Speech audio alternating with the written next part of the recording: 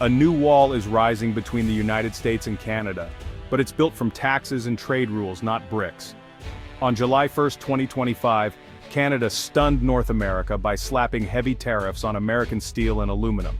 For decades, goods crossed the border freely. Now, that era is ending. The announcement made on Canada Day was a bold show of national resolve. Prime Minister Trudeau's government called it a defense of Canadian industry, a direct response to U.S. trade practices. In Washington, it was seen as an act of aggression. The peaceful border has become a battleground. This isn't just about metal, it's a challenge to the economic partnership that's defined the continent for generations. Tensions have simmered for years, but this is a major escalation. Canada's tariffs target key sectors of the U.S. economy, aiming to force America back to the negotiating table.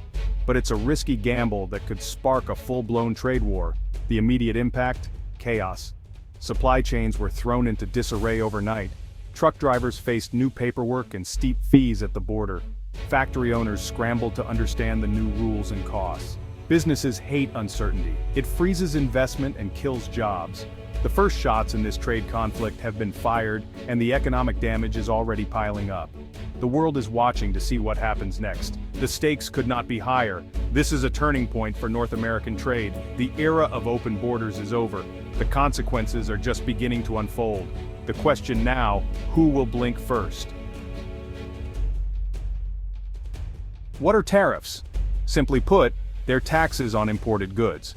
When Canada puts a tariff on U.S. steel, American steel becomes more expensive in Canada. The goal: make local products more attractive and protect domestic industries. Tariffs have been used for centuries, but they come with big risks. They raise prices for consumers and businesses, disrupt supply chains, and can trigger retaliation. That's how trade wars start. One country imposes tariffs, the other hits back. The hope is to boost local jobs and investment, but the reality is often higher costs and fewer choices. Modern supply chains are complex. A single car might cross the border multiple times during assembly. Tariffs on parts can make the final product more expensive and less competitive globally. Tariffs can poison diplomatic relationships, turning allies into adversaries. While meant to protect, tariffs often cause widespread economic pain. They can lead to higher prices, lost jobs, and a cycle of retaliation. In a trade war, everyone stands to lose. Canada's new policy is targeted and aggressive. Ottawa announced a 25% tariff on U.S. steel and 10% on American aluminum. These tariffs hit everything from raw steel coils to finished aluminum products. It's a surgical strike at a critical sector of the U.S. economy. Steel and aluminum are vital for construction, cars, and defense. By targeting these, Canada is pressuring key U.S. industrial states, places where factory workers have political clout. The hope: those workers will push Washington to negotiate. Implementation was swift. Border agents began collecting new taxes immediately. Companies relying on just-in-time delivery faced instant delays and price hikes. Businesses must now choose: raise prices, cut costs, or find new suppliers. This is a sharp break from decades of free trade under NAFTA and USMCA. Canada argues it's a necessary response to U.S. protectionism. The result: a more restricted, expensive, and complicated trading environment. The era of tariff-free trade is over. The fallout is just beginning. Donald Trump's reaction was immediate and explosive. He blasted Canada on social media, calling the move a total betrayal. Trump accused Prime Minister Trudeau of stabbing America in the back and vowed massive retaliation. In interviews, Trump doubled down. America first means we hit back harder. He promised new tariffs within a week, bigger than anything before. Trump's rhetoric was personal, repeatedly attacking Trudeau as weak and all talk. He painted the dispute as America versus the world, casting himself as the defender of U.S. workers. This message fired up his base and set the tone for the Republican response. Trump's fury turned a complex economic dispute into a simple story of loyalty and betrayal. For him, it's not just about steel and aluminum, it's about national pride and respect. His words guarantee this won't be a quiet diplomatic affair. The Republican Party quickly echoed his calls for retaliation. Trump's approach energizes his supporters and frames the conflict as a test of American strength. The trade dispute is now a political weapon. The stakes are higher than ever. Trump's fury ensures the conflict will escalate. The U.S. response will be swift and forceful. The world is watching. The next move could define the future of U.S.-Canada relations. The battle lines are drawn, the trade war is on. Why did Canada take this risk? Officially, it's retaliation for recent US protectionist moves. The US has used non-tariff barriers to slow Canadian goods, violating the spirit of USMCA. Canada's steel and aluminum industries have lobbied for protection, and Trudeau is showing he'll fight for them.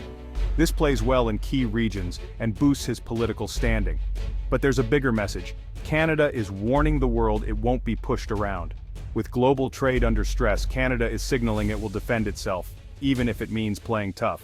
The timing is strategic too. With US politics in turmoil, Canada sees a window to act. It's a high-stakes gamble, hoping a sharp shock now is better than a drawn-out conflict later. Whether it pays off remains to be seen. This isn't just a fight between governments, real people are caught in the crossfire. Dave Miller, a truck driver from Windsor, now faces hours of border delays and fears for his job. "I have a mortgage and 2 kids. What am I supposed to do?" he asks. In Ohio, Sarah Jenkins runs a small metal business. 40% of her sales go to Canada. "My Canadian customers want me to absorb the tariff. I can't. If I lose those contracts, I'll have to lay people off." Border towns like Buffalo feel the chill. Cross-border shopping and business are down, and anxiety is rising. "We depend on our Canadian neighbors," says a local coffee shop owner. "When governments fight, regular people get hurt.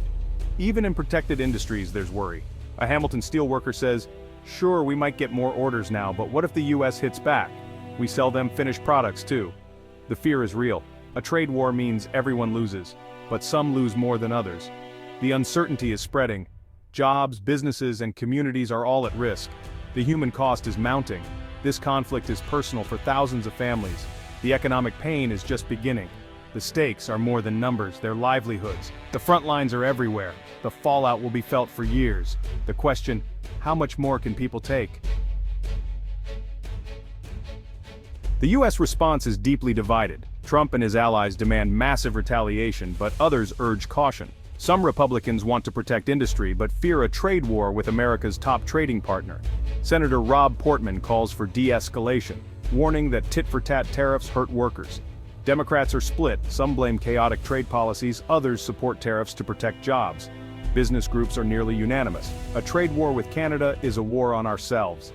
The US Chamber of Commerce warns of higher prices, disrupted supply chains, and lost jobs. The auto industry is especially alarmed. Tariffs could add thousands to car prices and threaten jobs. The message from business: North American industry can't function with a wall of tariffs. Calls for negotiation are growing louder. The pressure is on Washington to find a solution. This dispute threatens more than just trade. It shakes the foundation of the US-Canada alliance. For over a century, the two nations have been close partners and allies. Now trust is eroding fast. Economic fights spill into security, environmental, and diplomatic cooperation. Public perception is shifting. Neighbors are starting to see each other as adversaries. The damage to goodwill could last long after the tariffs are gone. The world is watching. If these two can't resolve their differences, what hope is there for global cooperation? Adversaries may exploit this rift for their own gain. The stakes go far beyond economics. The trade dispute stands at a crossroads: escalation or resolution. If the US retaliates, Canada will respond in kind, risking a downward spiral of tariffs. A trade war could quickly expand, hurting agriculture, autos, and more. The economic pain could tip both economies into recession. The alternative is diplomacy. Leaders must step back, lower the temperature, and negotiate. Quiet talks could address the root causes: border barriers, tariffs, and future disputes. A compromise might see both sides roll back recent actions and create a panel for future issues. This would restore stability and benefit workers, businesses, and consumers. The choice is clear: conflict or cooperation. The future of the US-Canada relationship hangs in the balance. The world is watching. What happens next will shape North America for years to come.